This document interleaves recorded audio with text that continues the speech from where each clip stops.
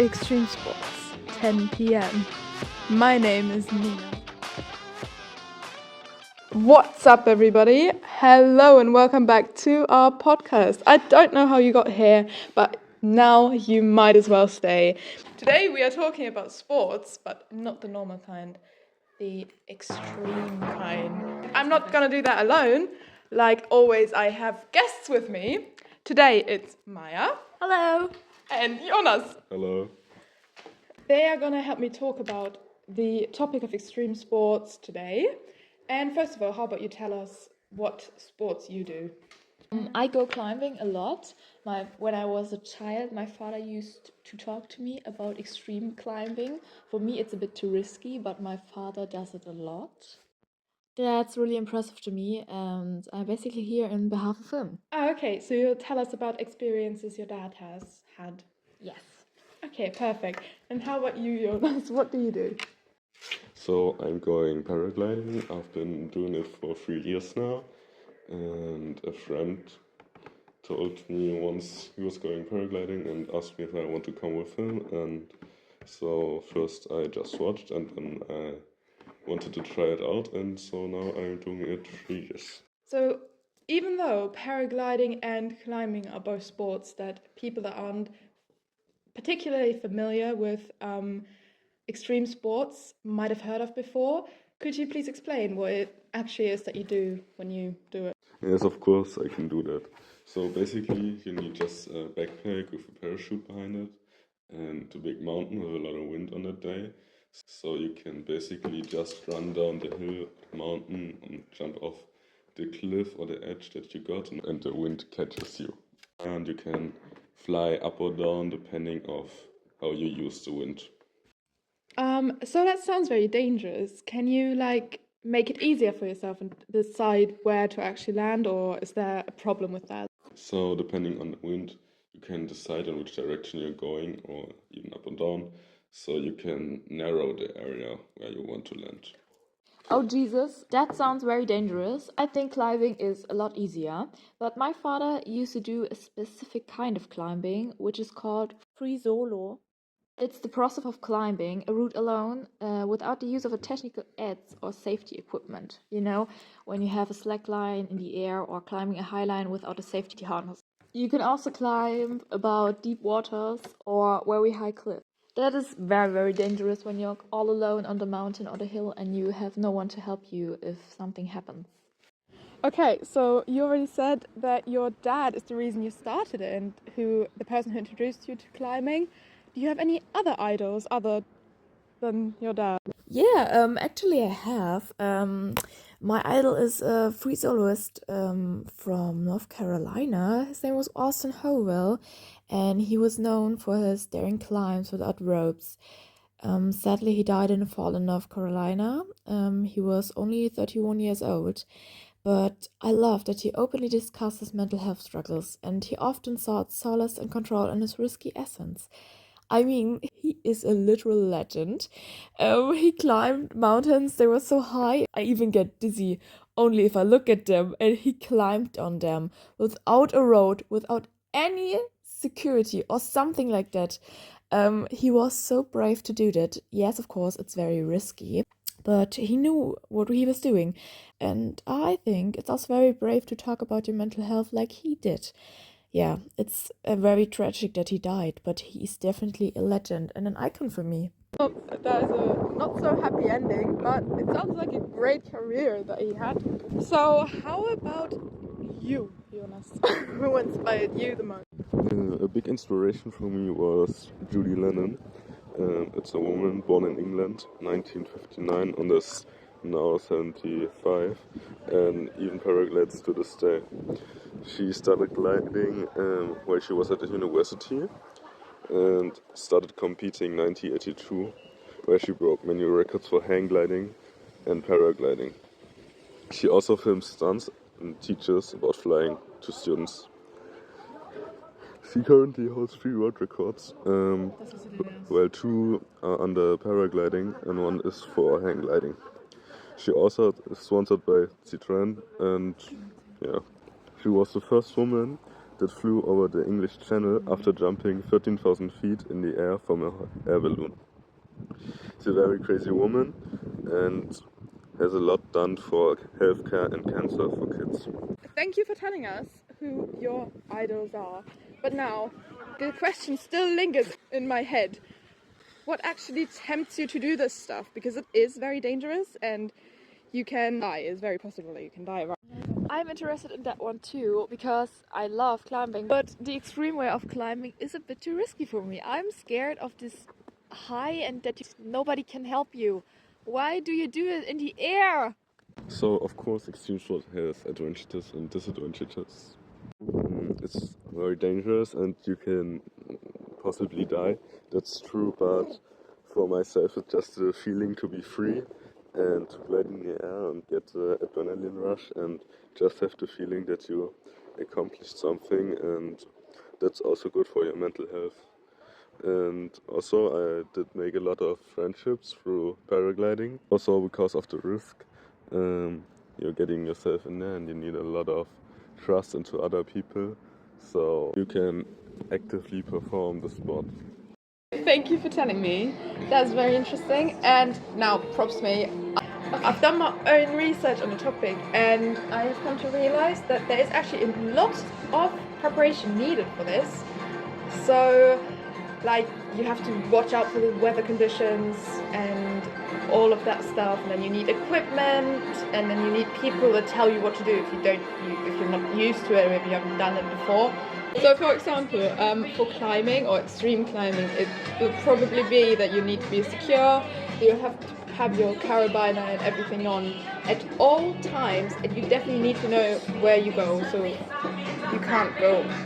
Yeah, that's correct. And what is very important, you need a helmet. Rocks could fall on your head from the mountain and you could be seriously hurt. So always have a helmet for your safety. That's fucking important. Well, that's very important then. So if you ever go climbing Extreme Edition, please wear a helmet and don't get injured by rocks. But if you do, make sure you are able to reach out to someone. Maybe you can take a buddy with you so he can call 911 if something happens to you. That's very good too. And for paragliding, it's probably very important to have a good instructor that tells you what to do when you first started. And then you need very good equipment for your jump. I don't know how long you fly. How long do you fly? So a flight lasts about 3 to 5 hours. It depends on the wind conditions and the weather. But yeah, 3 to 5 hours is the thing you normally go for. So you definitely need very good equipment that will hold on to you for those 3 to 5 hours, because something could happen, right? For sure, I need very safe equipment because when the ropes are getting ripped or the parachute has a hole, I'm going to don't fly anymore, just fall to the ground. And so I always have a extra parachute with me, so if anything happens, I can save myself from dying, and also invest in high quality equipment so nothing really can happen, but the chance is never zero, so always carry a parachute with you. So we have the good weather conditions for the jump, we have the good equipment, and now we need a good instructor if we haven't done it before, right? Did you have one? To fly parachute alone, you need a parachute license. I think it's 13 jumps with an instructor that's on your back, and he tells you everything, how to do it and how to maneuver the parachute and stay in the air, and especially how to safety land, because when you land you often have a lot of speed and can tremble if you want to go on down and hit your head very hard. So yeah, I got that shine. It was very expensive, but then I flew a lot alone. Do you think you're ready to be an instructor yet? Yes, I do think so. It would be difficult, but I think I would get it. The climber here, our Maya, could be able to jump with you. Yes, for sure. Well, okay, then we'll be right back and meet you at the mountain they're gonna jump off. So, we are on the mountain now. Tell me, Maya, how are you feeling? I am fucking nervous. I'm very, very nervous. That's the first time I'm going to do this. I never done that before. I was never so high in the air. I'm very, very nervous. I'm scared too, but I trust Jonas. But are you excited? I'm very happy. I'm overcoming my own fear. I never did something like that. I was never so high in the air. I'm very happy. I'm excited. And how about you? Do you think everything will go as planned? I hope so. It's my first time instructing as well. Sounds like a real social experience. Kids, do not try this at home. It's not safe if you don't have an instructor. Okay, guys. While they're getting set up for everything, I'm going to tell you what they're doing right now. So basically, they're putting on their parachutes, and then they're going to jump down the hill. And I'm going to meet them down there, and we'll see how Maya feels about it, and if everything went well, or if it was too scary and she wanted to jump off earlier than planned. Are you ready? I'm ready. I'm ready too. A little bit more excitement, please. I'm ready. Yeah. I'm ready. Yeah. So, Okay. So Maya, I'm going to instruct you what you are now going to do to safely para jump. Okay. First, we need an extra parachute for our safety. If something goes wrong, we're now going to get our main parachute set up. It's right now laying behind us, so we just need to put it on. And then the next step we do is we're running down the hill and jump at the very edge of it and hope that the wind gets us. But the conditions should be right, so nothing could happen. Okay, shit. Okay, I'm ready. You're ready. You count. Okay, 3, 2, 1.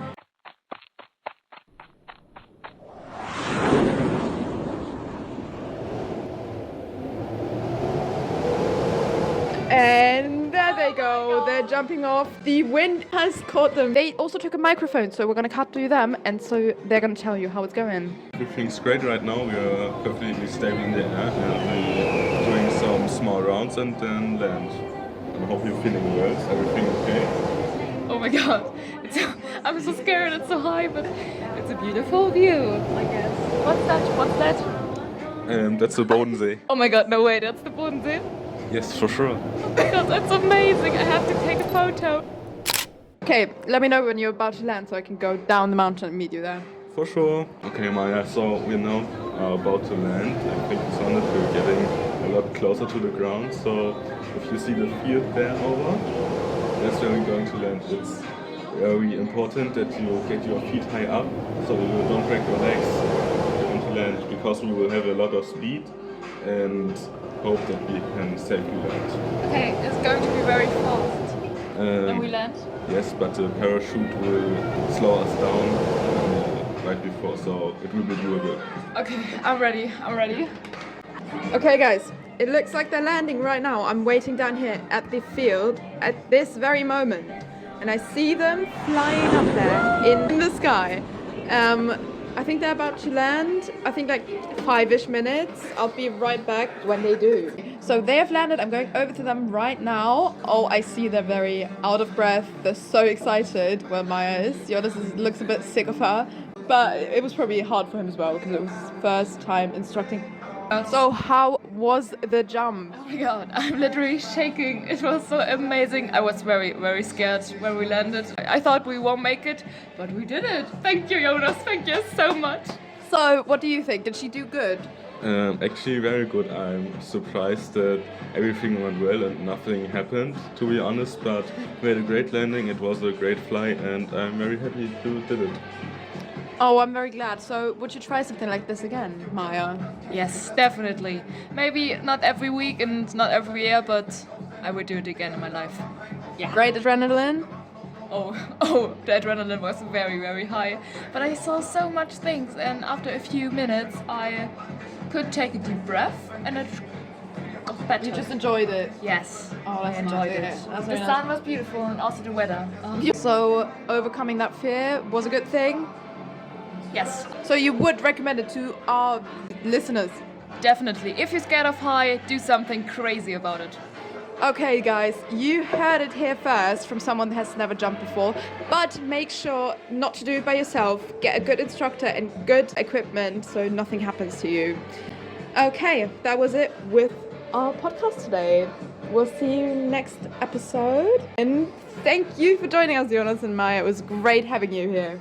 Oh, thank you too. Thanks too. Yeah, it was very nice. Bye. Bye. Bye! This podcast was made by Dietchrich, Jonas, Haufe and Barsch for our English presentation.